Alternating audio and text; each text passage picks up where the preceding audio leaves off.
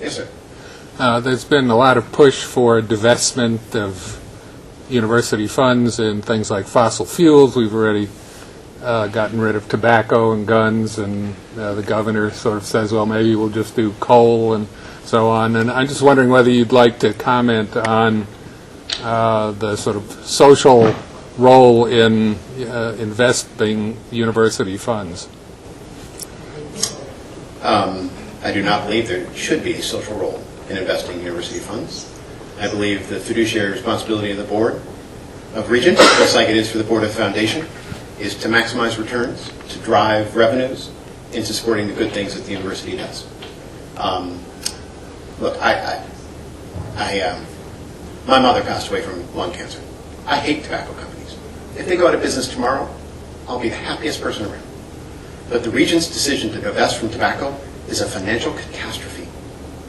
That decision has resulted in $500 million less money today in the retirement system than there would have been had we stayed invested in tobacco. And with all due respect, the decision of the Board of Regents to divest from tobacco and a number of other institutions, I don't think tobacco companies are any less profitable, any less strong, any less vibrant than they were 12 years ago when that decision was made. Dan. So, with all due respect, no, I'm not a big fan of fossil fuel divestment because I think it runs contrary to our responsibility to drive improvement in teaching and research. And one other thing I think is important. Fossil fuels are much bigger than tobacco. What is it, about 17% of the world's economy is directly or indirectly related to fossil fuels?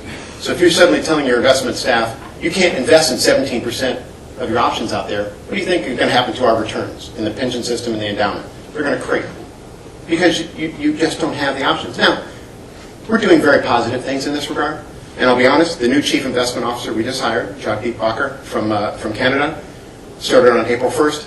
One of the attractive things when we were going through the search process that I managed for the board was the fact that he had a very good track record in investing in sustainable technologies, in sorting out those winners in the green space that have actually produced revenue and become real companies.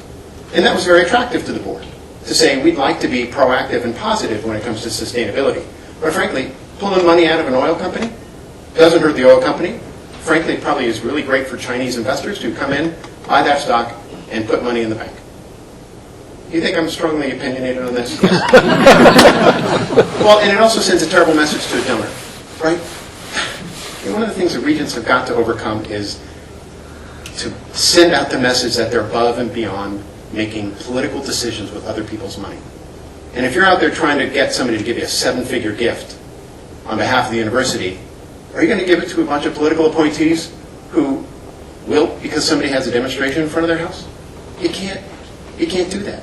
That donor will then be reluctant to say, I'd like to support the university, but are they going to take this hard-earned money that I've made that I want to use to support UCLA and now use it to fight somebody else's political priorities? I don't think that's the right message to send. It makes it real tough when a university just launched a $4.2 billion campaign.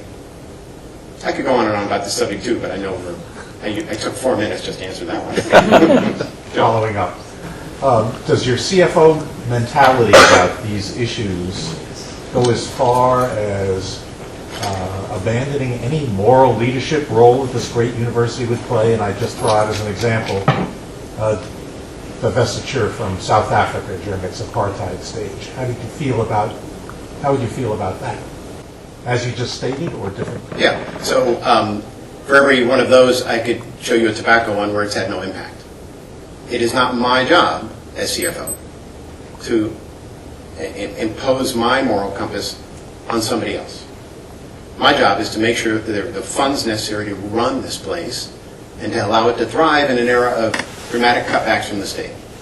And when it comes to setting the moral compass for the university, again, is it appropriate to tell patients in this place who are paying the bills, hey, some of that money that you're paying for that cancer treatment or for that open heart surgery, we're going to take some of that money and we're going to use it to pursue things that are far afield from anything that impacts you directly for which you're paying a bill. Do you think the Board of Regents has ought to have the same focus on these issues that the Chief Financial Officer has? I think the Board of Regents ought to have a singular focus on doing what is in the best long-term interest of the university. And I'm not sure divesting from fossil fuels will drive us in this direction. I don't see how. honestly. Where the regents have gotten in trouble is when they start playing politics based upon their own personal views. SP1, SP2, right? The effort to ban affirmative action. Some would say that was politically motivated. Really put the university in a bit of a tailspin for a while. Was that the right thing? Should they have done that decision?